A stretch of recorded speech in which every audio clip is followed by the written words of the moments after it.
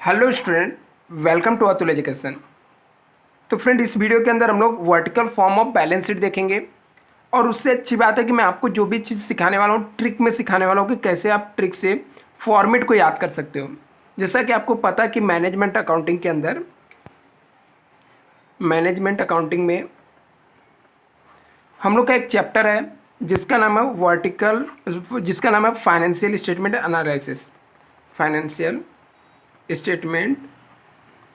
Analysis. अभी इसके अंदर हमारे पास दो चीज़ होता है स्टेटमेंट एनालिसिस के अंदर। एक होता है हमारे पास vertical form of balance sheet होता है, वर्टिकल बैलेंस शीट जिसको हम लोग बोलते हैं। एक होता है वर्टिकल इनकम स्टेटमेंट।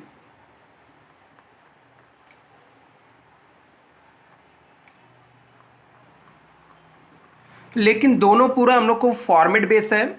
हाँ, इसके अंदर सब पार्ट्स में बहुत सारी चीज़ें पूछा जाता है। जैसे यहाँ पर आपको ट्रेंड एनालिसिस है और इसके अलावा आपको कॉमन साइज है,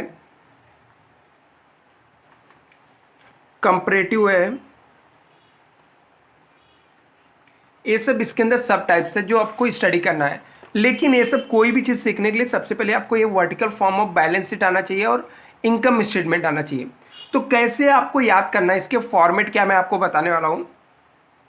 एक आपको जस्ट मैं फॉर्मेट दूंगा और एक आपको मैं डिटेल फॉर्मेट देने वाला हूँ। सबसे पहले हम लोग देखते हैं कि कैसे चीज़ों को याद कर सकते हो वर्टिकल बैलेंस शीट का। तो सबसे पहले हम लोग वर्टिकल बैलेंस शीट के हम लोग क्या देखते हैं, सोर्सेस ऑफ फाइनेंस देखते हैं। यदि स्टूडेंट हम लोग सोर्सेस ऑफ फाइनेंस की बात करें तो सोर्सेस ऑफ फाइनेंस कहाँ से आ सकता है हमारे बिजनेस में, या एक एग्जाम्पल के तौर पे एक स्टोरी के थ्रू चलते तो आपको इजीली याद रहेगा। मान लेते हैं आपको क्या करना है, शादी करना है। आप बोलोगे सर मुझे तो शादी करना नहीं है, तो कोई दिक्कत नहीं, किसी को तो शादी करना रहेगा। जिसको शादी करना होता है स्टूडेंट, शादी करने के लिए सबसे पहले अपने को पता क्या चाहिए रहता है, मैरिज में पैसे चाहिए रहता है, मनी चाहिए। बिना पैसे की शादी होती नहीं है। अब ये पैसे का अरेंजमेंट कहाँ से करेंगे, तो पैसे का अरेंजमेंट करने का तरीका क्या होता है, कुछ लोग को पेरेंट्स करते हैं, बट हम लोग मान के चलते हैं कि आजकल के ज़माने में पेरेंट्स तो पेमेंट देते हैं, पैसा देते हैं, लेकिन बाद में देते हैं। सबसे पहला इंसान शादी के लिए क्या करता है, ओन अरेंजमेंट, खुद का पैसे का अरेंजमेंट करेगा। उसके बाद उसका जो पेरेंट्स के रखे हुए पैसे रहेंगे उससे वो पैसे को यूज करेगा। मतलब कुछ रिजर्व करके यदि उसके पेरेंट्स रखे हैं उससे वो पैसे का अरेंजमेंट करेगा। इसके बाद यदि इतने में भी काम नहीं चला तो क्या करना पड़ता है, लोन लेना पड़ता है स्टूडेंट। शादी में इतने सारे खर्चे के अरेंजमेंट होते हैं, ठीक है। आप खुद सोच सकते हो कि आप यदि अपना शादी करने जा रहे हो तो आपके पास जो खुद का पैसा है वो लगाना पड़ेगा। फिर कम पड़ा तो आपके अपने पेरेंट्स से लेना पड़ता है, जो रिजर्व में पड़ा हुआ रहता है, जो बैंक में जमा करके रखे रहते हो। इतने में भी कम पड़ रहा था, हम लोग को लोन लेके शादी करना पड़ता है। अब इस शादी में ये सब क्या होता है, पैसे कहाँ से आएंगे, ये अरेंजमेंट हो गया, ठीक है।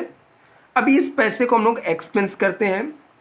तो शादी में यदि लड़की की शादी है तो सबसे पहले हम लोग को क्या करना पड़ता है, यहाँ पर जो भी प्रॉपर्टी असेट्स प्रॉपर्टी खरीदना पड़ता है, जैसे फ्रिज, टीवी, ये सब खरीदना पड़ता है। जो लॉन्ग टर्म तक चलने वाले आइटम होते हैं जैसे टीवी, फ्रिज, बेड, ये सब हम लोग खरीदते हैं। मतलब आप फिक्स असेट्स में पैसा डालते हो। यदि उसके बाद हम लोग पैसा शादी में सोना चांदी लगता है, बोलते हैं जिसको हम लोग बोलते हैं ज्वेलरी से सब चीज़ बनाना पड़ता है आपको शादी, तो उसको हम लोग बोलते हैं इन्वेस्टमेंट करते हैं। वे वेस्ट जाता क्या, नहीं, बिल्कुल नहीं। वो पैसा कभी भी बेच के आप ले सकते हो। उसके बाद जिस दिन शादी रहता है उसमें खाने पीने के लिए खर्चे होते हैं। वो क्या ज़्यादा टाइम के लिए होते हैं क्या, जो नहीं, वो जो पैसे होते हैं वो वर्किंग के लिए होते हैं। मतलब जब आपकी शादी हो रही है उस समय के लिए होते हैं। तो ऐसे हम लोग क्या करते हैं, पैसे करते हैं। फिर हमारे पास जो रिजर्व पड़ा रहता है वो लेते हैं, कम पड़ा तो लोन लेते हैं। फिर इस पैसे को हम लोग क्या करते हैं, खर्चे करते हैं। खर्चे कहाँ पे, लॉन्ग टर्म के लिए असेट्स खरीद लेते हैं, इन्वेस्टमेंट, सोना चांदी खरीद लेते हैं। और जो डे टू डे काम रहते हैं वर्किंग ऐसा इन्वेस्टमेंट करते हैं जो कि ज़्यादा समय तक नहीं रहता है। तो अभी जब जो ज़्यादा समय के लिए नहीं रहता है तो कुछ पैसे इसमें हम लोग को शॉर्ट टर्म में आ भी जाते हैं। कभी फ्रेंड को ही दे दिया, हम लोग को दे दिया, या किसी के पास से मिल जाता है, कुछ लोग आते हैं तो गिफ्ट के तौर पे दे देते हैं पैसे। लायबिलिटीज रहता है जिसका हम लोग खाने पीने वाले का, टेंट का पैसा है, हॉल का पैसा, हम लोग बोलते हैं 2-4 दिन 1 हफ्ते बाद भी देंगे। तो मतलब यहाँ पर भी कुछ क्या होता है, करंट असेट्स होता है और क्या होता है, करंट लायबिलिटीज होता है वर्किंग कैपिटल के अंदर। तो इस तरीके से पूरा हमारा क्या होता है, यही पूरा फॉर्मेट हमारे बैलेंस शीट में यूज होगा। स्टूडेंट कैसे होगा मैं आपको यूज करके बताता हूँ। देखो कैसे आपको ये चीज़ जो डिफिकल्ट लगता है फॉर्मेट याद करना, हम लोग कैसे ट्रिक से इसको याद कर सकते हैं। तो मैं फॉर्मेट को पूरे यहाँ पर बना देता हूँ, ठीक है।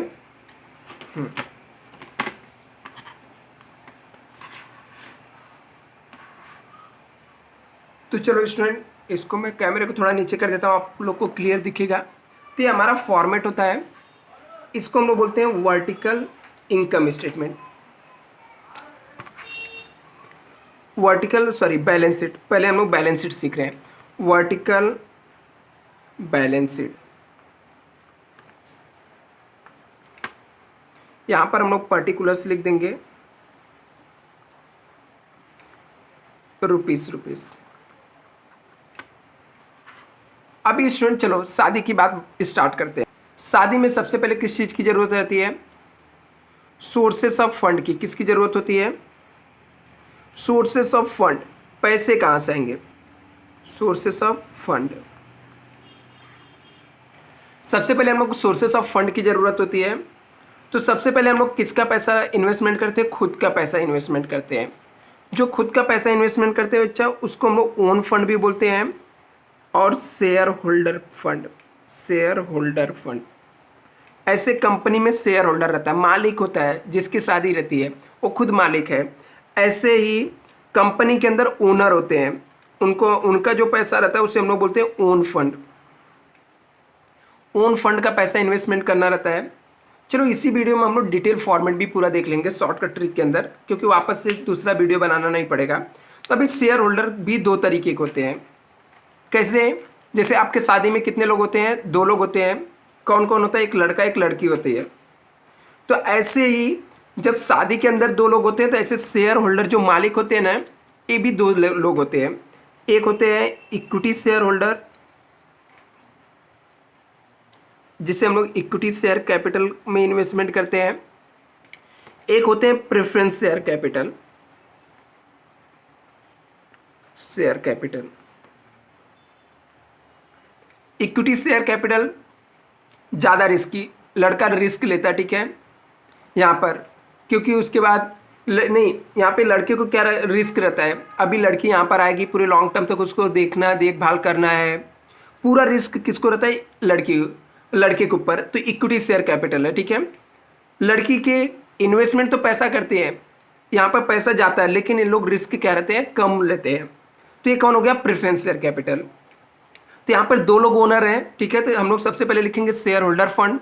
शेयर होल्डर फंड के अंदर 2 लोग होते हैं, equity share capital, preference share capital. जैसे शादी में 2 लोग होते हैं, लड़का और लड़की, ये दोनों का पैसा है। तो ये दोनों को पैसा यदि आप चाहो तो यहाँ पर भी लिख के इसको आउटर कॉलम में लिख सकते हो, या डायरेक्टली आप आउटर कॉलम में लिखोगे तो भी चलेगा। यहाँ पर मतलब सेकेंड वाले कॉलम में।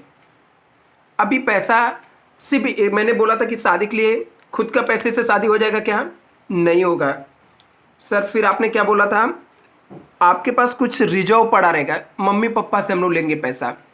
तो जो मम्मी पापा से लेते हैं, वैसे कंपनी के पास कुछ रिजर्व पड़ा हुआ रहता है पहले से अर्न करके, उसे हम लोग बोलते हैं reserve and surplus.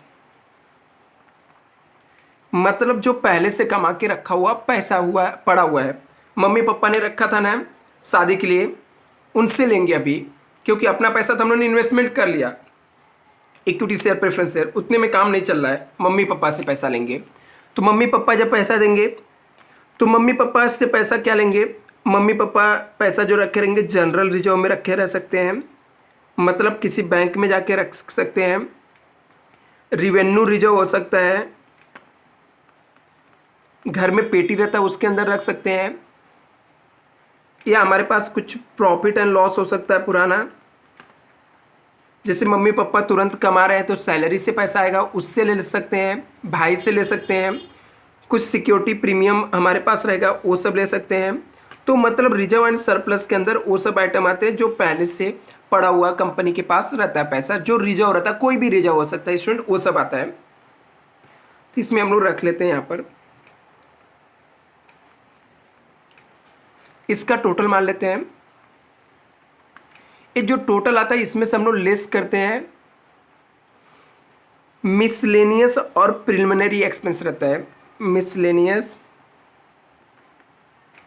And preliminary expense कोई रहेगा तो किसी भी, जैसे share issue expense, debenture issue expense, ऐसा कोई भी रहेगा एक्सपेंस ने, तो वो सब इसके अंदर से लेस कर देने का। ऐसे जैसे मम्मी पापा पैसा तो देते हैं लेकिन उसमें कुछ छोटे मोटे खर्चे भी तो हो सकते हैं, तो अपने पास भी कुछ पैसा निकाल कर रख लेते हैं।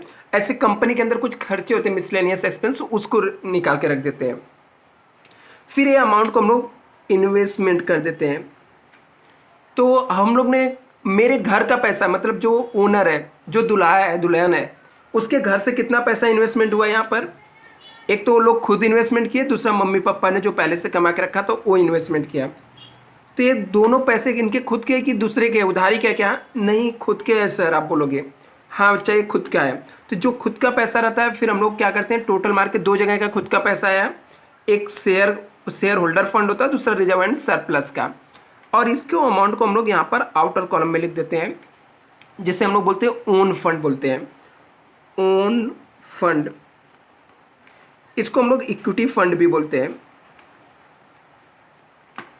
राइट। अभी हम लोग यहाँ पर, अभी इतने में शादी हो जाएगा क्या, बिल्कुल नहीं होगा सर। अभी आजकल महंगाई कितना चल रहा है, तो कितना पैसे चाहिए, बहुत पैसे चाहिए। तो क्या करना पड़ेगा सर, लोन लेना पड़ेगा। ऐसे कंपनी के अंदर भी जब खुद का पैसा इन्वेस्टमेंट करके काम नहीं चलता है तो कंपनी क्या करती है, लोन के लिए जाती है, पैसे के लिए। और स्टूडेंट यदि आप लोग के लिए छोटा सा अनाउंसमेंट है, यदि आप लोग कोई क्लासेस ज्वाइन करना चाहता है स्टूडेंट, तो आप लोग मुझसे कांटेक्ट करना चाहते हो तो मुझसे कांटेक्ट कर सकते हो मेरे नंबर पे, ठीक है। मैं नंबर दे देता हूँ, व्हाट्सएप पे आप मैसेज कर सकते हो 9820827674। आपको रीजनेबल फीस में क्लासेस मिल जाएगा स्टूडेंट। यदि कोई ज्वाइन करना चाहता है तो ये नंबर 9820827674 आप लोग सेव कर सकते हो। अभी हम लोग आ जाते हैं टॉपिक पे कि यहाँ पर क्या है, अभी पैसे हम लोग को खुद का पैसा इन्वेस्टमेंट होगा, इतने में काम तो चलेगा नहीं।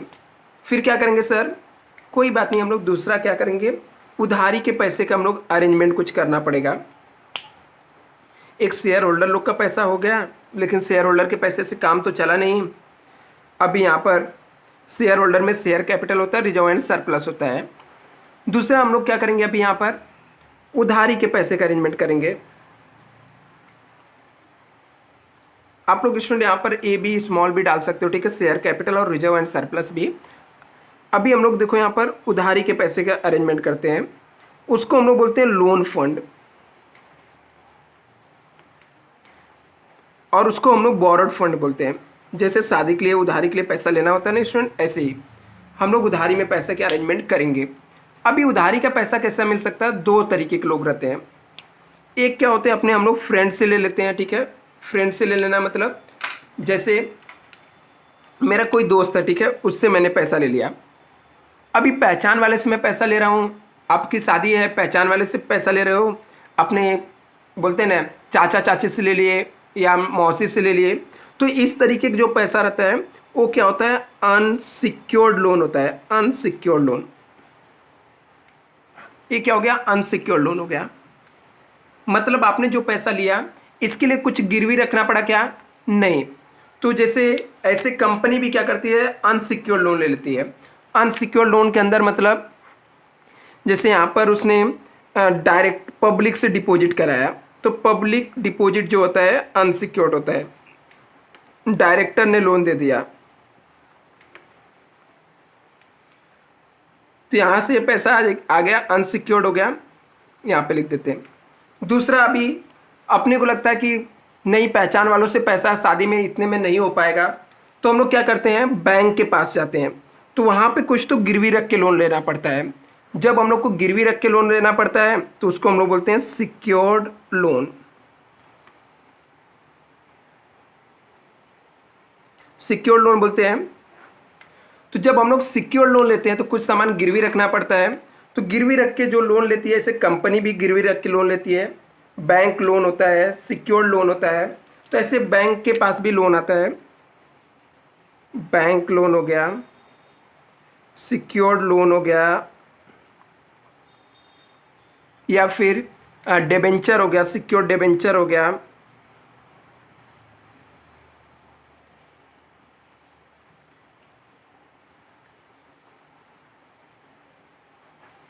पैसे आ गए।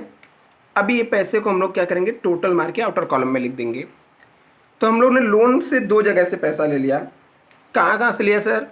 एक हम लोग ने सिक्योर्ड लोन से लिया अपने पहचान वालों से, जहाँ पे कुछ गिरवी नहीं रखना पड़ा, पब्लिक डिपॉजिट हो गया, डायरेक्टर लोन हो गया।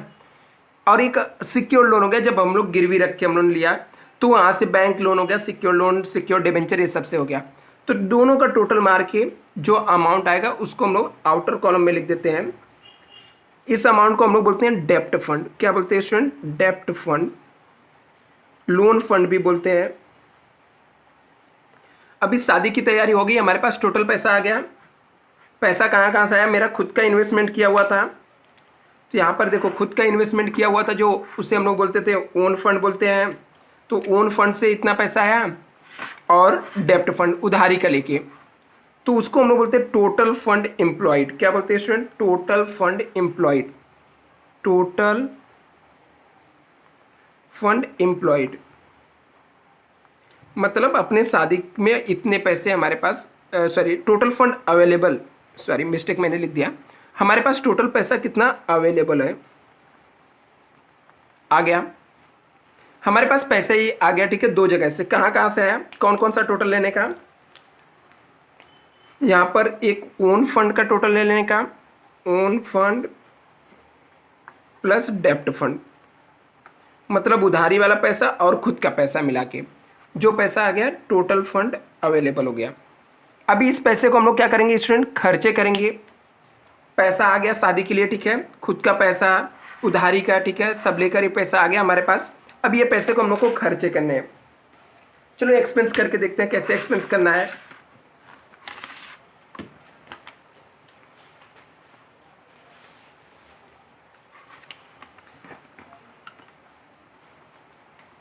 तो स्टूडेंट जब इस पैसे का हमारे पास पैसे आ गए थे, पैसे को खर्चे करेंगे। वो जो खर्चे होता है ना, उसको हम लोग बोलते हैं अप्लीकेशन ऑफ फंड। क्या बोलते हैं स्टूडेंट? Application of fund.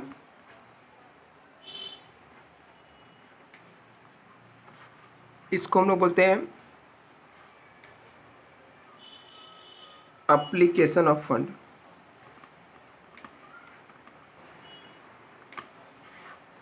हमारे पास पैसा आया, उसे हम लोग बोले थे सोर्सेस ऑफ फंड। अब ये सोर्सेस ऑफ फंड को हम लोग को खर्चे करने हैं, तो खर्चे करने के अप्लीकेशन ऑफ फंड बोलते हैं।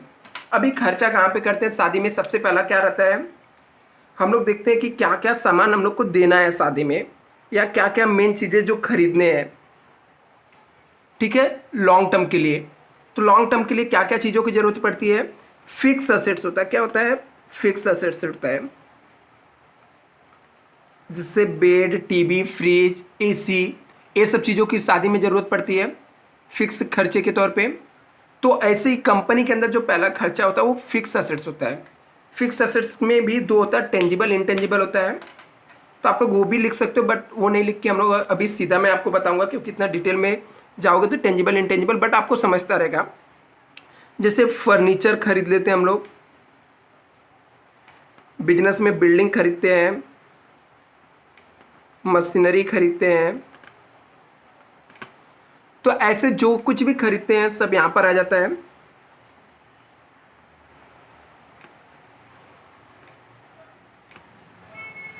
अभी स्टूडेंट ये आने के बाद ये टोटल हो गया, और इसमें से हम लोग लेस करते हैं, लेस यदि कोई डेप्रिसिएशन दिया रहेगा तो लेस डेप्रिसिएशन।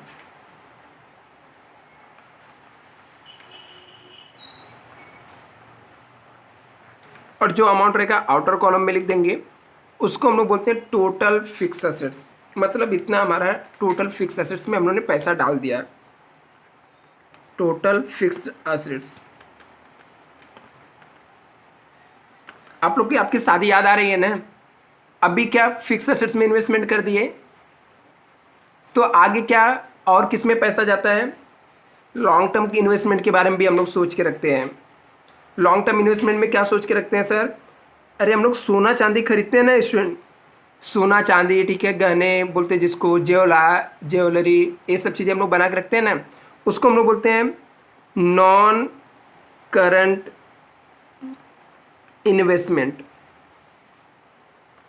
हम लोग पैसे को इन्वेस्टमेंट करके रखते हैं। कहाँ पर इन्वेस्टमेंट करके रखते हैं? लॉन्ग टर्म में इन्वेस्टमेंट करते हैं। कहाँ पे इन्वेस्टमेंट करते हैं? लॉन्ग टर्म इन्वेस्टमेंट होता है। क्या शादी के बाद तुरंत हम लोग गहने बेच देते क्या? नहीं, जब इमरजेंसी कभी आता तो हम लोग बेचते हैं। लॉन्ग टर्म इन्वेस्टमेंट होता है। तो ऐसे कंपनी क्या करती है, दूसरे कंपनी के शेयर, डिबेंचर, बॉन्ड्स ये सब खरीद के रखती है।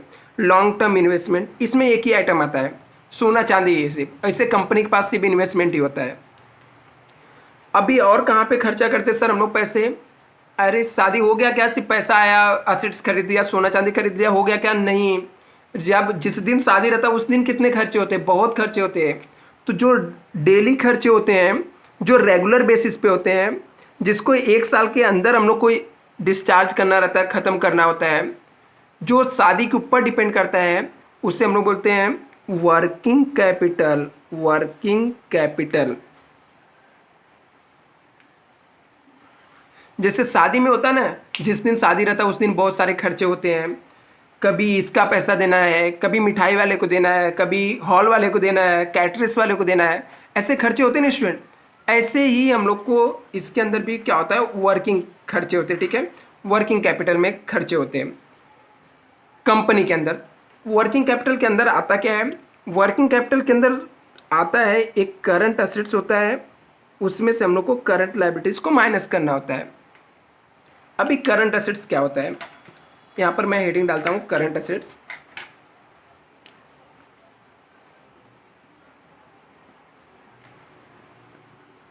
करंट असेट्स,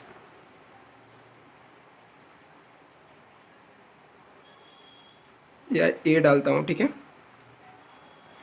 ये हमारा करंट असेट्स है। करंट असेट्स मीन्स होता है ऐसा असेट्स जो एक साल के अंदर कैश में कन्वर्ट हो जाए। तो ऐसे कुछ पैसे रहते हैं जो हम लोग को एक साल के अंदर मिलने वाले होते हैं, या जिसको हम लोग कैश में कन्वर्ट कर सकते हो, करंट असेट्स होता है। अभी इसमें भी दो तरीके के होते हैं स्टूडेंट करंट असेट्स। एक जो होता है ना, उससे हम लोग क्विक करंट असेट्स बोलते हैं,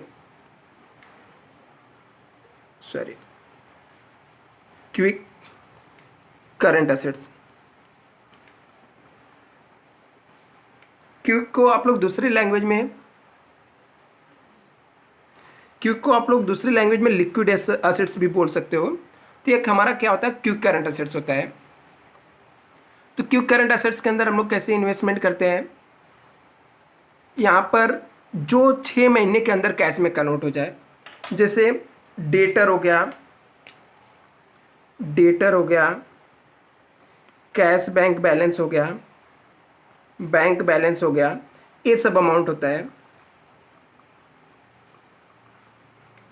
तो स्टूडेंट मैं थोड़ा स्पीड से लिखता हूँ क्योंकि इसका लिमिट वीडियो का कंप्लीट होने वाला तो बंद हो जाएगा। तो हमारा क्या आ जाता है, ये टोटल क्विक करंट असेट्स होता है।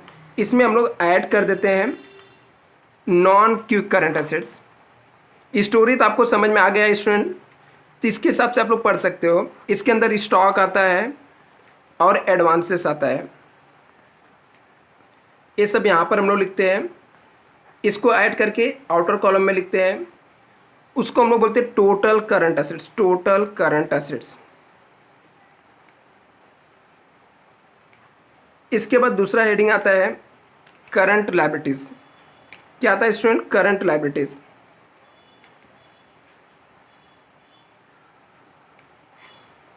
इसके अंदर भी क्विक नॉन क्विक होता है। तो क्विक लायबिलिटीज के जो आइटम होते हैं स्टूडेंट, क्विक लायबिलिटीज, क्रेडिटर हो गया, बिल्स पेबल हो गया, ये सब आइटम आते हैं जो हम लोग को 6 महीने के अंदर कैश में कन्वर्ट हो जाए। इसमें हम लोग ऐड करते हैं नॉन क्विक करंट लायबिलिटीज। तो नॉन क्विक करंट लायबिलिटीज के अंदर आइटम आता है सिर्फ बैंक ओवरड्राफ्ट आता है, बैंक ओवरड्राफ्ट। इसको ऐड करने का टोटल करंट लायबिलिटीज आता है, और इसमें से करंट एसेट्स में से इसको माइनस कर देने का नेट वर्किंग कैपिटल आ गया। इसका टोटल मानने का और सम आपका कंप्लीट हो जाता है। नेट वर्किंग कैपिटल, जो अमाउंट आता है तीनों का टोटल उसे हम लोग बोलते हैं कैपिटल एम्प्लॉयड। किसका टोटल? करंट असेट्स का टोटल, सॉरी फिक्स असेट्स का total plus investment plus working capital.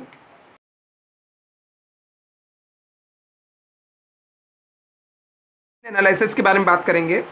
तो जैसा कि स्टूडेंट पता कि इनकम स्टेटमेंट एनालिसिस क्या होता है, इनकम स्टेटमेंट एनालिसिस, इसके फॉर्मेट कैसे एनालाइज करना है आपको। इनकम स्टेटमेंट एनालिसिस के अंदर अपने को पता कि स्टूडेंट जब हम लोगों ने 12th में पढ़े थे, या 12th ले लो या 11th स्टैंडर्ड ले लो, या इससे पहले भी आप कभी पढ़े रहोगे, तो हम लोगों ने इसके अंदर एक ट्रेडिंग अकाउंट्स पढ़ना सीखे थे, ट्रेडिंग अकाउंट्स बनाना सीखा था, और हम लोगों ने प्रॉफिट एंड लॉस अकाउंट्स बनाना सीखा था। ट्रेडिंग अकाउंट्स में दो पार्ट्स होता है, एक डेबिट होता था, एक क्रेडिट होता था। डेबिट में जितने भी फैक्ट्री के खर्चे होते थे सब हम लोग फैक्ट्री के खर्चे यहाँ पर रिकॉर्ड करते थे। क्रेडिट साइड में कोई इनकम होता था तो इनकम हम लोग रिकॉर्ड करते थे। अभी ये सब जो ट्रिक बता रहा हूँ इसमें देखना इससे कैसे फॉर्मेट आपको याद करा देता हूँ मैं। आपको लगेगा कि बहुत सिंपल था ये, हम लोग फोकट का टेंशन ले रहे थे, इतना रट्टा मारने बैठे थे। क्योंकि यदि आप किसी चीज़ को डिटेल में पढ़ोगे, समझ कर पढ़ोगे, आपके पास लॉजिक रहेगा तो चीज़ें कोई भी डिफिकल्ट नहीं लगेगी। ऐसे स्टूडेंट जब हम लोग प्रॉफिट एंड लॉस पढ़ रहे थे ना, इसमें भी क्या होता था, डेबिट होता था, क्रेडिट होता था। यहाँ पर क्रेडिट होता था और क्या होता था, डेबिट में क्या होते थे, इसके एक्सपेंस होते थे, और क्रेडिट में क्या होते थे, इनकम होते थे। इसको कैसे इनकम स्टेटमेंट में प्रेजेंट करना है स्टूडेंट, चलो हम लोग देखते हैं। एक फॉर्मेट के थ्रू हम लोग प्रैक्टिकली देखते हैं, पूरा आपको डिटेल में बताता हूँ, और कैसे आपको याद करना है पूरा ट्रिक के साथ बताता हूँ एकदम।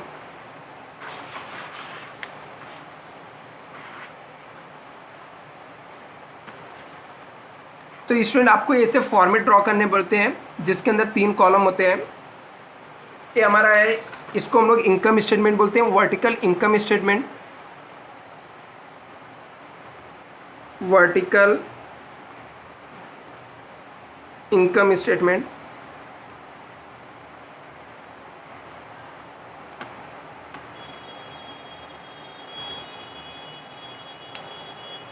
इसके अंदर पर्टिकुलर्स होता है। अभी स्टूडेंट थोड़ा बारिश हो रहा हो सकता है, बाहर का नॉइस आपको आता रहेगा थोड़ा, तो मैनेज कर लेना। पर्टिकुलर्स, रुपीज़ यहाँ पर। अभी देखो जो ट्रिक आपको सीखने के लिए मिलेगा वो बहुत इंपॉर्टेंट है स्टूडेंट, कैसे आपको चीज़ों को समझना है। पूरा डिटेल में फॉर्मेट दूंगा जिसके अंदर सब कुछ कवर हो जाएगा। तो सबसे पहले हम लोग को, जब हम लोगों ने ट्रेडिंग अकाउंट्स पढ़ा था स्टूडेंट, जब ट्रेडिंग अकाउंट सीखा था तो उसमें क्रेडिट साइड में हमारे क्या होते थे, इनकम होते थे। क्या होता था स्टूडेंट, इनकम होता था। तो ट्रेडिंग अकाउंट्स के क्रेडिट साइड में क्या होता था, इनकम। तो हमारे पास ट्रेडिंग अकाउंट्स में इनकम के तौर पे क्या होता था, हम लोग ट्रेडिंग अकाउंट्स के क्रेडिट साइड में क्या लिखते थे, इनकम लिखते थे। इनकम मतलब पैसे कहाँ से आएंगे, तो हम लोग को पैसे कहाँ से आते थे स्टूडेंट, तो स्टूडेंट हम लोग को ट्रेडिंग अकाउंट्स में इनकम कहाँ से आता था, तो आपको भी पता है कि जो इनकम आता था वो क्रेडिट साइड में जो होता था ट्रेडिंग अकाउंट्स में, वो सेल्स करके आता है। तो यहाँ पर आपको क्या लिखना रहता है, सेल्स लिखना रहता है। इन केस आपको कभी कैश और क्रेडिट सेल्स दे दिया तो यहाँ पर आप ऐसे लिख सकते हो, कैश के जो सेल्स रहेंगे उसके अमाउंट यहाँ पे आप लिख सकते हो, क्रेडिट का सेल यहाँ पर लिख सकते हो। इसका हम लोग यहाँ पर टोटल मारते हैं। ये जो टोटल आ गया हम लोग को, इसमें से इसको हम लोग टोटल सेल्स बोल देंगे, टोटल सेल्स। ये सब आपको याद है स्टूडेंट, ट्रेडिंग अकाउंट्स के कहाँ पे होता था, क्रेडिट साइड में होता था। टोटल सेल्स आ गया। यदि इसमें से हम लोग ने कुछ रिटर्न किया तो उसे हम लोग यहाँ से लेस कर देंगे, less sales return. Sales return हम लोग यहाँ पर लेस कर देंगे। तो सेल्स रिटर्न यहाँ से हम लोग क्या करते हैं, लेस कर देते हैं। जो अमाउंट आता है उसको हम लोग नेट सेल्स बोलते हैं। आप ये अमाउंट को डायरेक्टली इस कॉलम में भी लिख सकते हो, जैसे यहाँ पर आपने ये जो टोटल सेल्स आप यहाँ पर लिख सकते हो, और ये जो माइनस के अमाउंट इसको यहाँ से माइनस करके आप आउटर कॉलम में डायरेक्टली यहाँ पर नेट सेल्स लिख सकते हो। इसको हम लोग नेट सेल्स बोलते हैं, नेट सेल्स बोलते हैं। मैंने यहाँ पर लिख दिया, आप यहाँ पर ना लिख के अमाउंट डायरेक्टली यहाँ पर लिख देना। सेकेंड वाले कॉलम में, तो आपको नेट सेल्स मिल जाएगा। ये हमारे पास आ गया कि इनकम कहाँ से आते हैं। अभी एक बार इनकम आ गया तो जितने भी स्टूडेंट फैक्ट्री के खर्चे होते थे, मतलब जो फैक्ट्री के खर्चे होते, जो आपके ट्रेडिंग अकाउंट्स में आइटम आते थे, उसको यहाँ से लेस करने का, लेस क्या लेस करने का, उसको हम लोग बोलते हैं cost of goods sold, shortcut में COGS बोलते हैं, कॉस्ट ऑफ गुड्स सोल्ड। यदि हम लोग को जो आइटम आपके ट्रेडिंग अकाउंट्स के डेबिट साइड में आता था, जो कुछ भी अमाउंट आपका ट्रेडिंग अकाउंट्स के डेबिट साइड में आता था, या आप लोग ऐसा बोल सकते हो जो भी फैक्ट्री के खर्चे होते हैं, सब फैक्ट्री के खर्चे आप कहाँ पे आते हैं, COGS के अंदर। जैसे क्या आ सकता है, ओपनिंग स्टॉक हो गया,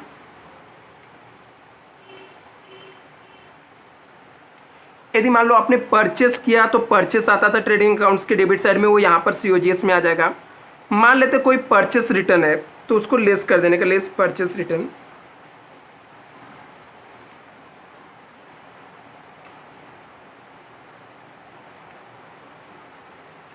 इसके अलावा और क्या आता था डेबिट साइड में, जो भी फैक्ट्री के खर्चे होते थे, जैसे वेजेस हो गया, पावर एंड फ्यूल हो गया, या हम लोग को स्टूडेंट मालूम है आपको, यदि पहले क्या होता था ना, डेप्रिसिएशन हम लोग निकालते थे ना, वो प्रॉफिट एंड लॉस के डेबिट साइड में जाता था। बट इसके अंदर जो फैक्ट्रीज के आइटम होते हैं, फैक्ट्री के आइटम का यदि डेप्रिसिएशन हुआ, जैसे डेप्रिसिएशन ऑन मशीनरी हो गया,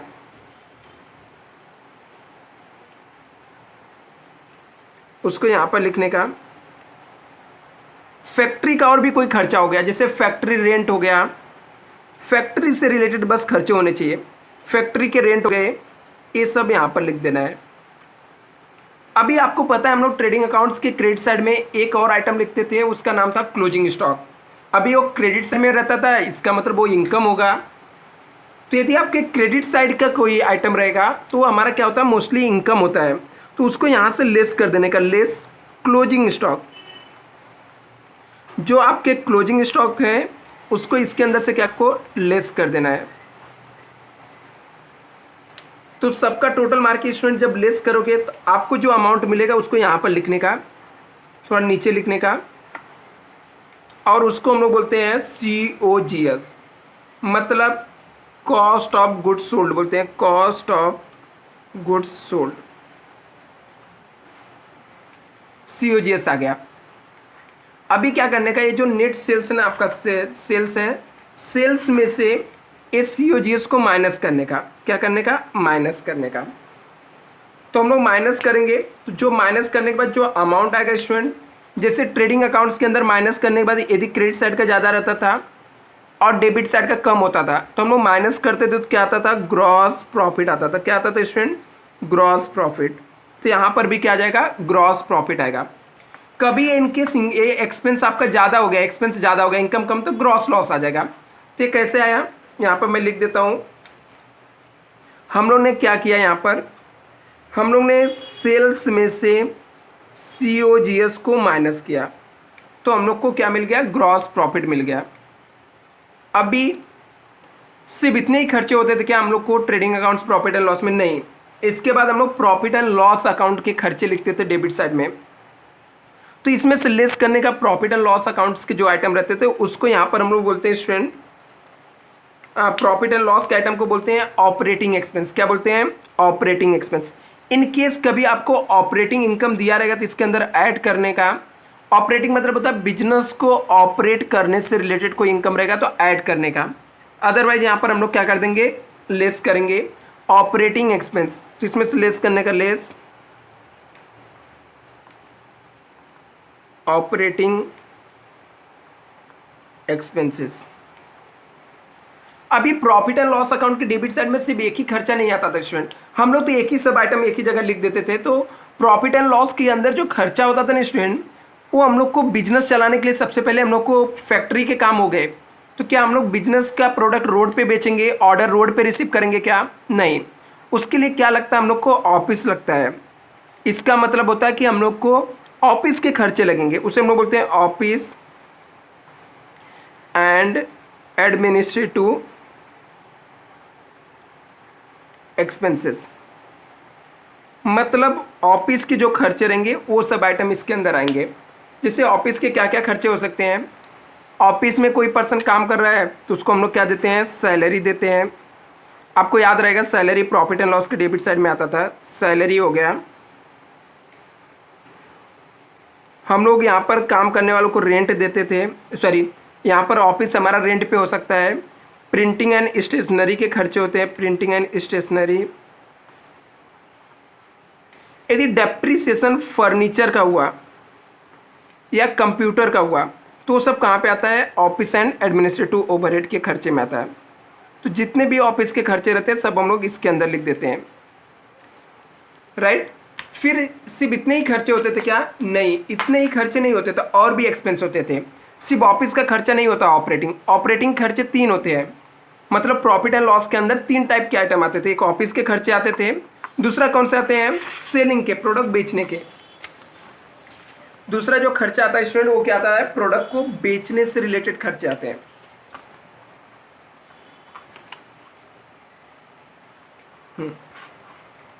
दूसरा एक्सपेंस हम लोग को क्या आता है, प्रोडक्ट को बेचने से रिलेटेड, तो उसको हम लोग बोलते हैं सेलिंग एंड डिस्ट्रीब्यूशन एक्सपेंस। तो यहां पर हेडिंग हम लोग डालेंगे सेलिंग एंड डिस्ट्रीब्यूशन एक्सपेंस।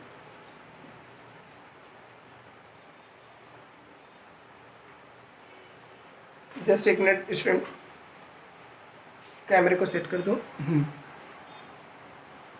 हाँ, तो यहां पर आता है selling and distribution expenses,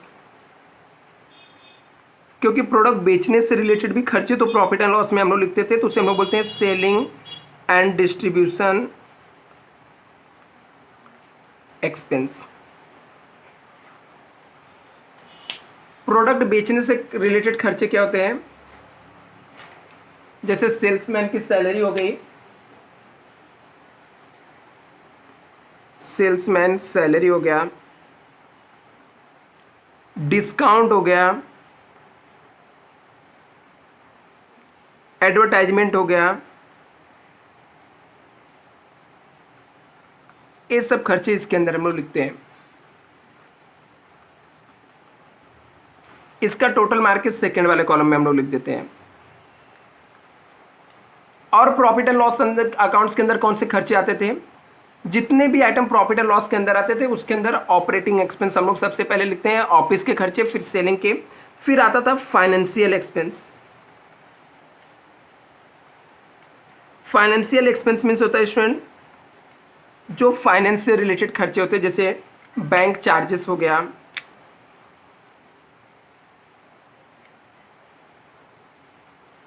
charges, ये सब आइटम हम लोग यहाँ पर लिखते थे। अभी क्या करने का, जितने भी खर्चे होते हैं सबका टोटल मारने का, तो उसको हम लोग बोलते हैं टोटल ऑपरेटिंग एक्सपेंस। क्या बोलते हैं, टोटल ऑपरेटिंग एक्सपेंस। किसका किसका टोटल होता है टोटल ऑपरेटिंग एक्सपेंस के अंदर, तो टोटल होता है office and administrative overhead expenses, selling expenses plus financial expense. ये सब का टोटल मानने का जो टोटल आता है वो होता है आपका टोटल ऑपरेटिंग एक्सपेंस होता है। इसको क्या करने का, माइनस करने का। किस में से माइनस करने का, ग्रॉस प्रॉफिट में से। क्या करने का, ग्रॉस प्रॉफिट में से माइनस करने का। किसको माइनस करने का, टोटल ऑपरेटिंग एक्सपेंस को माइनस करने का। तो माइनस करके जो अमाउंट आता है स्टूडेंट, उस अमाउंट को हम लोग बोलते हैं ऑपरेटिंग प्रॉफिट। क्या बोलते हैं, ऑपरेटिंग प्रॉफिट। ये हमारा ऑपरेटिंग प्रॉफिट आ गया। जो आपका ग्रॉस प्रॉफिट आया था इसमें से टोटल ऑपरेटिंग, जैसे ऑफिस के खर्चे, सेलिंग के और फाइनेंस के खर्चे का टोटल मानने का और उसको माइनस कर देने का, ऑपरेटिंग प्रॉफिट। अभी प्रॉफिट एंड लॉस के अंदर और भी कुछ आइटम आते हैं तो जो अपने को याद नहीं है, वो होता था non operating income. Non operating मतलब क्या, जो बिजनेस को ऑपरेट करने से रिलेटेड नहीं है, जो कभी कभी होने वाले इनकम होते हैं। ठीक है, जैसे कभी कभी होने वाले इनकम क्या होते थे, उसको हम लोग बोलते हैं नॉन ऑपरेटिंग इनकम, तो उसको भी ऐड कर देने का, नॉन ऑपरेटिंग इनकम। जैसे क्या हो सकता है, हम लोग को रहता था ना, कभी डेबिट में हम लोग देखते थे या क्रेडिट साइड में रहता था नॉन ऑपरेटिंग इनकम के तौर पे कभी कभी होने वाले, जैसे profit on sale of assets, profit on sale of assets, assets बेच के प्रॉफिट हो जाएगा। या डिविडेंड मिला, डिविडेंड ऑन इन्वेस्टमेंट,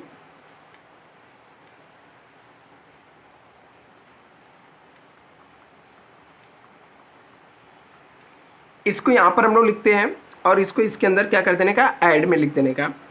और यहाँ से लेस करने का स्टूडेंट, ऐसे जैसे नॉन ऑपरेटिंग इनकम होता है ना, ऐसे ही कभी कभी नॉन ऑपरेटिंग एक्सपेंस होते थे, उसको लेस करने का, less non operating expenses. Non operating expense मतलब होता है कभी कभी होने वाले खर्चे। जैसे क्या होता था स्टूडेंट, लॉस बाय फायर हो गया, प्रॉफिट एंड लॉस के डेबिट साइड में होता था, लॉस बाय फायर कभी कभी होने वाले। Loss on sale of assets, loss on sale of assets हो गया। ये सब आइटम को हम लोग यहां पर लिखते हैं, इसका टोटल मार के इसमें से माइनस करते हैं। पहले क्या करते हैं हम लोग, ये जो ऑपरेटिंग प्रॉफिट होता है ना, ऑपरेटिंग प्रॉफिट, ये ऑपरेटिंग प्रॉफिट के अंदर इसको ऐड कर लेते हैं, फिर इसको लेस कर देते हैं। जो अमाउंट आता है उसको हम लोग बोलते हैं net profit before tax, tax देने से पहले का प्रॉफिट। शॉर्ट फॉर्म में इसको NPBT भी बोलते हैं, नेट प्रॉफिट बिफोर टैक्स भी बोलते हैं। फिर स्टूडेंट इसमें से हम लोग लेस करते हैं, लेस टैक्स। हम लोग ने कोई टैक्स दिया रहेगा सब में, जो हम लोग ने टैक्स भरा है गवर्नमेंट को, तो टैक्स यहां से लेस कर देने का। जो अमाउंट आता है उससे हम लोग बोलते हैं net profit after tax, net profit after tax. इसको भी शॉर्टकट में बोलते हैं net NPAT, net profit after tax मिल गया। यदि यहाँ पर कुछ लास्ट ईयर का प्रॉफिट रहता है तो ऐड करते हैं, add opening by profit, opening.